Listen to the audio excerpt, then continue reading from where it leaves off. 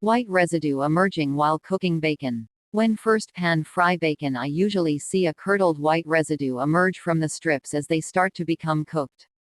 This residue forms a sticky film on the pan that burns if not scraped off during cooking.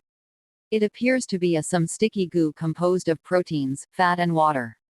What exactly is this residue and what causes it? Where does it come from? Does it pose any health concerns? Is it common practice in professional kitchens to wash the bacon before cooking in order to reduce this residue? The answer is related to a similar issue appearing in this question. See link 1.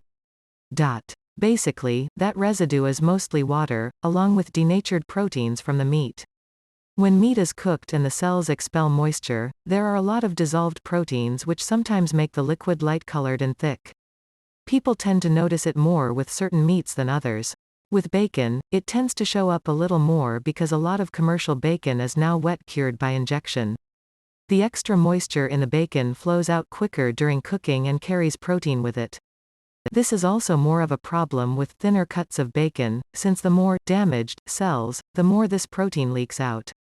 Thinner cut bacon, like the ground beef mentioned in the link above, has a higher ratio of cut and damaged cells than thick cut bacon. There are other factors that can add to this too, e.g., freezing, which also damages cells. It's safe to eat, though not particularly pleasant textured or tasty. Rinsing the bacon wouldn't help. A few ways to lessen it. Try a different brand of bacon, perhaps one that adds less moisture by thicker bacon. Cook more slowly.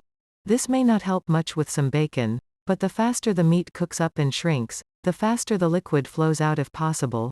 Buy traditional dry-cured bacon with no liquid injected, sometimes hard to find these days.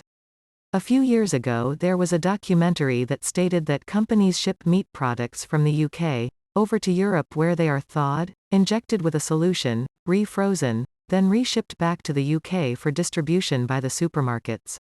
It is illegal to inject this solution in the UK, hence the shipping to Europe. This is used to make the meat heavier and hence the profit.